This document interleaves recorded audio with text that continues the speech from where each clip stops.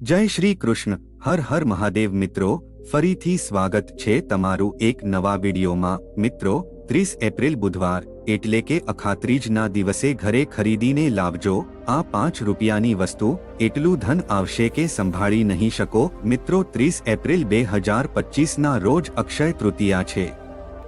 આ દિવસે સોનું ચાંદી ખરીદો કે ન ખરીદો, પણ 5 રૂપિયાની આ એક વસ્તુ ઘરે જરૂર લાવજો. તમારું નસીબ રાતોરાત બદલાઈ જશે.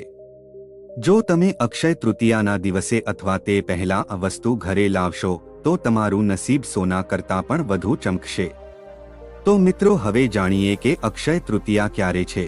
પંચાંગ અનુસાર વૈશાખ માસના શુક્લ પક્ષની તૃતીયા તિથિ 29 એપ્રિલના રોજ સાંજે 5:31 શરૂ થશે અને 30 એપ્રિલના રોજ બપોરે 2:12 સુધી રહેશે. ઉદ્યા તિથિના આધારે અક્ષય તૃતીયા 30 એપ્રિલે ઉજવાશે. આને ઉનાળાની ધનતેરસ પણ કહેવાય છે. મિત્રો, કહેવાય છે કે વૈશાખ જેવો કોઈ મહિનો નથી, સતયુગ જેવો કોઈ યુગ નથી, વેદ જેવો કોઈ શાસ્ત્ર નથી અને ગંગા જેવું કોઈ તીર્થ નથી.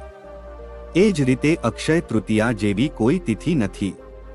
આ એક એવી તિથિ છે જે ક્યારેય નાશ પામતી નથી અને તેને સ્વયં સિદ્ધ મુહૂર્ત કહેવાય છે, જેમાં પંડિત કે જ્યોતિષની સલાહ વગર કોઈ પણ શુભ કાર્ય કરી શકાય છે. એક ચૈત્ર શુક્લ પક્ષની પ્રતિપદા ગુડી પડવો વિજયાદશમી. અક્ષય તૃતીયા આ તિથિઓમાં સૂર્ય અને ચંદ્રમા પોતાની ઉચ્ચ રાશિઓમાં હોય છે. આ તિથિઓથી જ સતયુગ, ત્રેતાયુગ અને દ્વાપર યુગની શરૂઆતની ગણતરી થઈ છે. આને ચિરંજીવી તિથિ પણ કહેવાય છે, ખાસ કરીને અખાત્રીજ, કારણ કે આ દિવસે અષ્ટ ચિરંજીવીમાંથી એક ભગવાન પરશુરામનો જન્મ થયો હતો. પ્રિય મિત્રો, આજે આ વિડિયો દ્વારા અમે તમને એક એવી વસ્તુ વિશે જણાવવાના છીએ જે તમારું નસીબ સંપૂર્ણપણે બદલી નાખશે અને તમને વિશ્વના સૌથી ધનવાન વ્યક્તિ બનાવશે. અમારી આપ સૌને વિનંતી છે કે આ વિડિયોને અંત સુધી જરૂર જુઓ. મિત્રો, આ માહિતી તમારા માટે જાણવી ખૂબ જ જરૂરી છે. આજના વિડિયોમાં અમે તમને વિસ્તારથી જણાવીશું કે અક્ષય તૃતીયાના દિવસે સોનું ચાંદી ખરીદવું કે નહીં, પણ આ એક વસ્તુ ઘરે જરૂર લાવો અને તમારું નસીબ ચમકાવો. વિડિયોમાં આગળ વધતા પહેલા તમને વિનંતી છે કે આ વિડિયોને અંત સુધી જુઓ અને કમેન્ટ બોક્સમાં સાચી શ્રદ્ધાથી જય માં લક્ષ્મી જરૂર લખી દેજો. મિત્રો, અક્ષય તૃતીયાના દિવસે 2 રૂપિયા કે 5 રૂપિયાની નાની વસ્તુ ઘરે લાવવાનું ભૂલશો નહીં.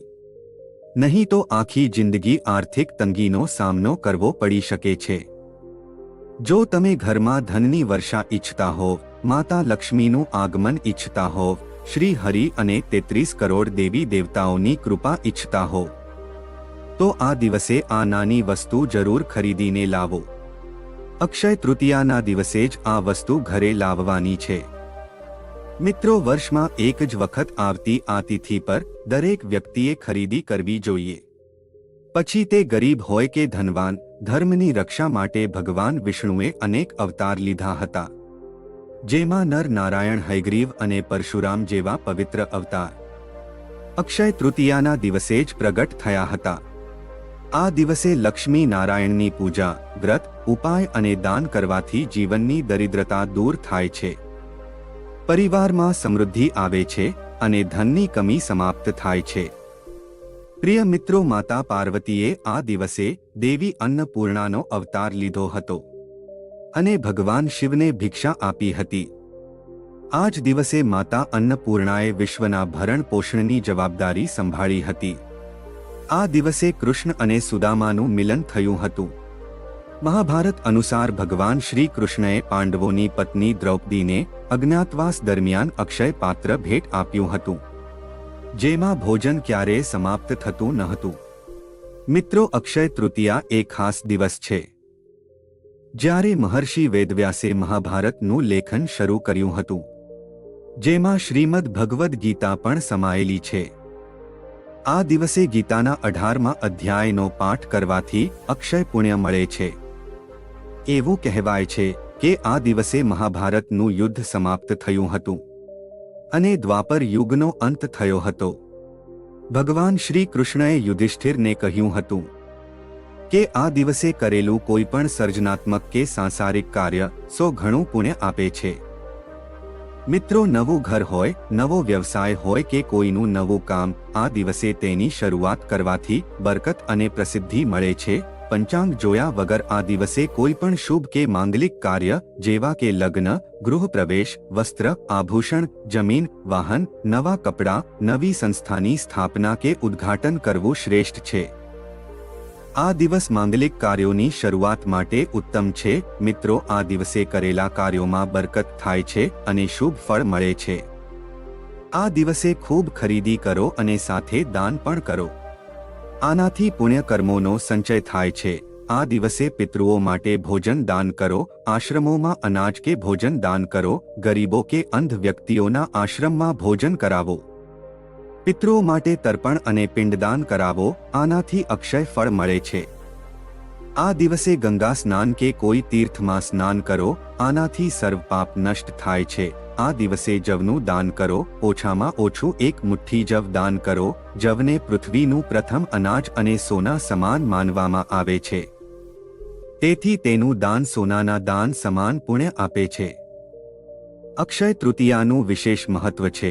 આ દિવસે 4 ધામમાંથી એક શ્રી બદ્રી નારાયણના દ્વાર ખુલે છે। મિત્રો, હવે જાણીએ કે અક્ષય તૃતીયાના દિવસે શું કરવું જોઈએ। દિવાળી અને ધનતેરસની જેમ આ દિવસે ખૂબ ખરીદી કરો, ખાસ કરીને લક્ષ્મીકારક વસ્તુઓ જેવી કે હથ્થાજોડી, સ્ફટિકની માળા, સ્ફટિકનું શ્રીયંત્ર, દક્ષિણાવર્તી શંખ કે મૃગ કસ્તુરી ઘરે લાવો। ઘરના મુખ્ય દ્વાર પર આમ કે અશોકના પત્તાનું બંધનવાર લગાવો। બંધનવાર લગાવતી વખતે માતા લક્ષ્મીના વૈદિક મંત્રોનો જાપ કરો। આ કરનારા ઘરમાં ક્યારે પૈસાની કમી રહેતી નથી। આ દિવસે વૃક્ષ રોપવું ખૂબ શુભ માનવામાં આવે છે। આ દિવસે સોનું કે ચાંદીની લક્ષ્મીની ચરણ પાદુકા ખરીદીને ઘરે લાવો અને તેની નિયમિત પૂજા કરો। જ્યાં લક્ષ્મીના ચરણ પડે છે ત્યાં ધનનો અભાવ રહેતો નથી। આ દિવસે 11 કોળીઓને લાલ કપડામાં બાંધીને પૂજા સ્થાનમાં રાખો। કોળીઓમાં દેવી લક્ષ્મીને આકર્ષવાની શક્તિ હોય છે। આ દિવસે કેસર અને હળદરથી દેવી લક્ષ્મીની પૂજા કરવાથી આર્થિક મુશ્કેલીઓમાં લાભ મળે છે। આ દિવસે ઘરના પૂજા સ્થાનમાં એકાક્ષી નારિયેળ સ્થાપિત કરવાથી દેવી લક્ષ્મીની કૃપા પ્રાપ્ત થાય છે। આ દિવસે પિતૃઓ માટે દાન કરવાનું પણ વિશેષ મહત્વ છે। પાણી, કળશ, પંખો, છત્રી, કાકડી, ખરબૂજ, સાકર, ઘી વગેરે બ્રાહ્મણોને દાન કરો। આનાથી પિતૃઓની કૃપા પ્રાપ્ત થાય છે। મિત્રો, આ પવિત્ર દિવસે દાનનું વિશેષ મહત્વ રહેલું છે। ગાય, જમીન, તલ, સોનું, ઘી, વસ્ત્ર, અનાજ, ગોળ, ચાંદી, મીઠું, મધ અને જે ભૂખ્યું હોય તે અન્નદાનનો પાત્ર છે। જે વ્યક્તિ જે વસ્તુની ઈચ્છા રાખે તે વસ્તુ તેને માગ્યા વગર આપવામાં આવે તો દાતાને પૂરું ફળ મળે છે। આ દિવસે પીળી લક્ષ્મી કોળી લાવો, જે ધન આગમનનો માર્ગ ખોલે છે। આ કોળી સિદ્ધ જ્યોતિષ પાસેથી લો, જે 1.25 લાખ જાપથી અભિમંત્રિત હોય। પીળી લક્ષ્મી કોળીને ગંગાજળ, પંચામૃત કે કાચા દૂધથી ધોઈ લો। ઘરના ઈશાન ખૂણામાં કે પૂર્વ દિશામાં સ્વચ્છ જગ્યાએ લાલ આસન બિછાવીને બેસો। એક ચોકી પર ઘી કે તેલનો દીવો પ્રગટાવો। જો પીળી કોળી ન હોય તો હથ્થા જોડી સિયાર સિંગી, દક્ષિણાવર્તી શંખ કે સ્ફટિકનું શ્રીયંત્ર લાલ ચોખા પર કે ચાંદી કે સ્ટીલની કટોરીમાં રાખો। હાથ ધોઈને દીવો પ્રગટાવો અને ગણેશજી અને ગુરુનું ધ્યાન કરો। હવે માતા લક્ષ્મીને પ્રાર્થના કરો। દરેક કોળી પર મંત્ર બોલ્યા પછી હનુમાનજીનું નારંગી સિંદૂર ચઢાવો। બધી કોળીઓને શુદ્ધ જળથી ધોઈને સૂકવો। દૂધને ઘરના ચારે ખૂણે બ્રહ્મસ્થાન અને મુખ્ય દ્વારની બંને બાજુએ છાંટો। ઘરના બધા સભ્યોની આંખોમાં થોડું દૂધ લગાવો। આ ઉપાય નકારાત્મક ઉર્જા દૂર કરે છે। બાકીનું દૂધ તુલસીના છોડમાં કે કાચી જમીનમાં રેડો। કોળીઓમાં 7 ચપટી હળદર, 2 લવિંગ, 1 એલચી અને 1 કપૂરની ટિક્કી મૂકીને પીળા રેશમી કપડામાં બાંધો અથવા ચાંદી કે સ્ટીલની કટોરીમાં રાખીને તિજોરીમાં કે માતા લક્ષ્મીની સામે સ્થાપિત કરો। આ પ્રાચીન ઉપાય ધન, સમૃદ્ધિ અને માતા લક્ષ્મીની કૃપા લાવે છે, નજર દોષ અને દુર્ઘટનાથી બચાવે છે. મિત્રો, જો તમારી પાસે સિદ્ધ વસ્તુ ન હોય તો 2 રૂપિયાના ધાણાના બીજ લો. બીજને ગમલામાં વાવો. જેમ જેમ ધાણા ઉગશે તેમ તેમ ધનની સમસ્યાઓ હલ થશે. મિત્રો, આ દિવસે સોનું, ચાંદીની વસ્તુઓ અને સાક્ષી કવચ લાવો. તેને તિજોરીમાં રાખો અને નિયમિત પૂજા કરો. આનાથી પિતૃ બંધન, કુળ દેવતા બંધન અને નકારાત્મક ઉર્જા સમાપ્ત થાય છે અને સ્થાયી ધન, સમૃદ્ધિ આવે છે. ચોખાની ખીર બનાવીને માતા લક્ષ્મીને ભોગ ધરો. આ પછી આખા પરિવાર સાથે પ્રસાદ ખાઓ. આનાથી સમસ્યાઓ દૂર થશે.